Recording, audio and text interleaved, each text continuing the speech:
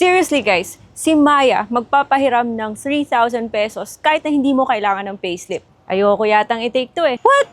Pakipot much? Well, may bago akong loan app na sinubukan guys at sabi niya ay maaari daw siya magpahiram ng up to 65,000 pesos. Madali lang applyan at pwede mo ipadala sa GCash mo, Paymaya, GrabPay, whatever. Legit ba yung loan app na to? Yung pangalan ay si Pera Maya. Uutangan mo ba yung loan app nito? Wag muna kasi sinubukan ko siya para sa inyo. Keep watching at doon tayo sa loob dahil mainit sa labas.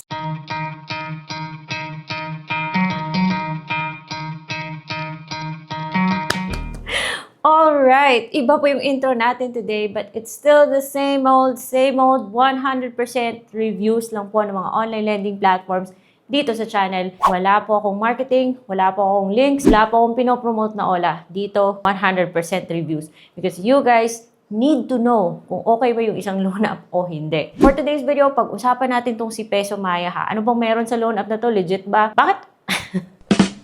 Okay ba yung offer niya? Kung bago pa kayo dito sa channel, please hit that subscribe button dahil ito po yung mga topics natin and hit the bell notification button para lagi kayong updated sa ating mga honest reviews. So, yun nga, si Peso Maya. Okay ba to? Dinownload ko siya. Syempre, the first thing that you need to do is to check kung rehistrado ba yung loan app na to. Bago ba kayo maglagay ng mga phone number nyo dyan at mag-OTP ha, pakiclick po ng privacy statement, loan agreement, terms of use, whatever. Kasi typically doon yung makikita kung sino yung company behind that loan app. Ano yung registration number niya. Sabi niya dito, registered daw siya sa SEC.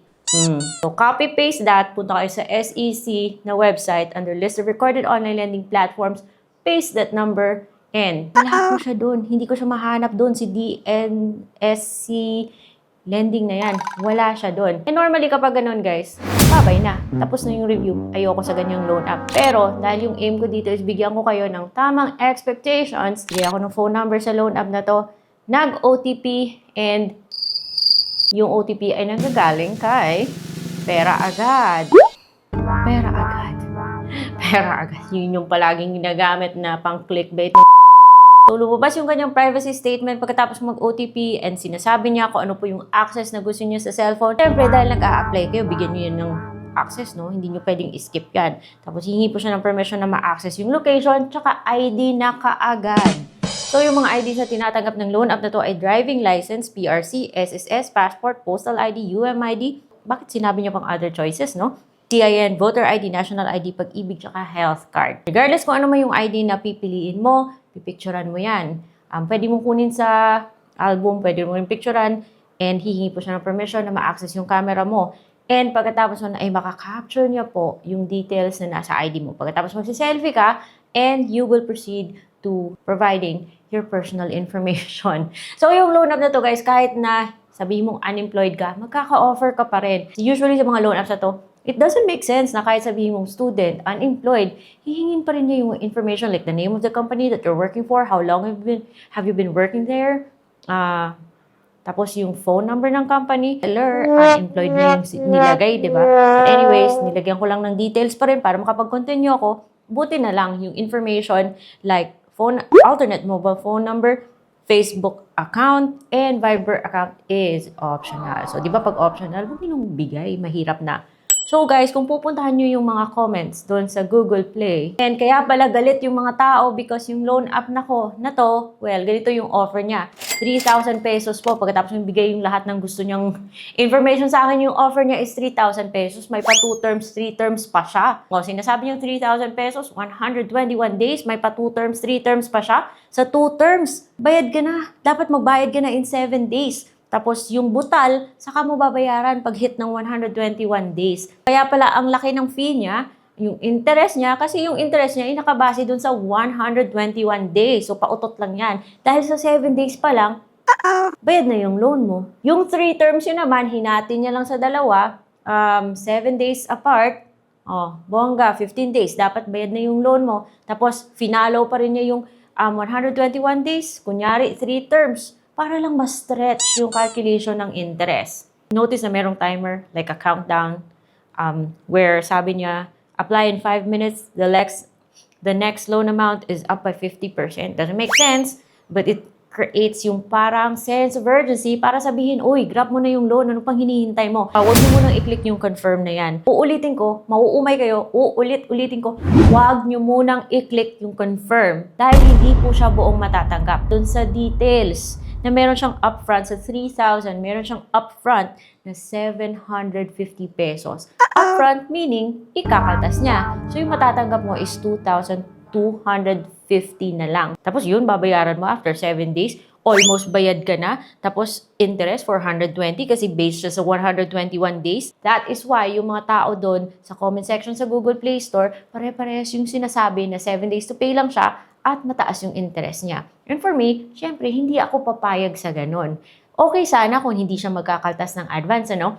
Pero kakaltas siya eh. Klarong-klaro, upfront service fee.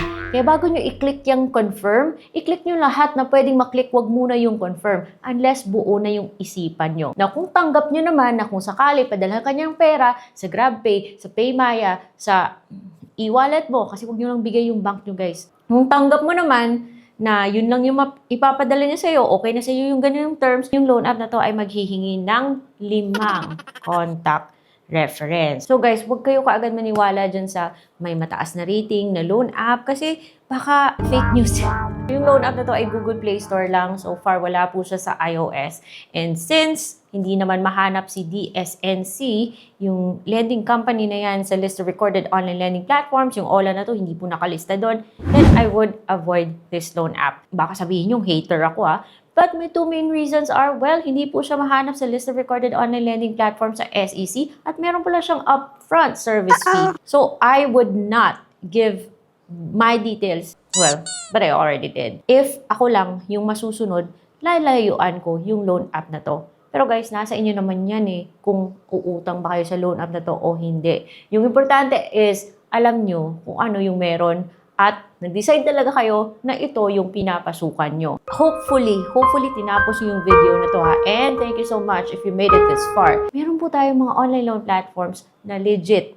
Rehistrado po sa SEC at yung terms niya ay mas maganda kaysa loan app na to. And you can find them in the playlist na to. Ito guys, hindi ko po minamarket, hindi ko po pinopromote at wala po akong links sa kung saan nyo madadownload yung mga loan app na yon. Ni-review ko lang po sila at nilagay ko sila sa isang playlist para mas madali para sa inyong hanapin. In case magtanong kayo, ano ba yung mga legit na pwedeng utangan? So, andito sila. So, sana i-check nyo muna yung mga loan apps na nasa playlist na to bago nyo utangan yung loan app na to. Huwag kayong pindot ng pindot, guys. Buti naman kasi hindi ko naman kinonfirm yung loan sa loan app na to. Nagpa-delete lang ako ng account and hopefully, na-delete niya kasi mayroon siyang ganung option. Hopefully. So far, wala namang pumasok sa GCash ko. Please avoid the confirm button kung hindi kayo sigurado sa loan na to. Yun lang guys. It's as simple as that para iwas po sakit sa ulo. Kung meron kang masasuggest na iba pang mga online loan platforms and sana yung legit please let me know as well. I'll try my best.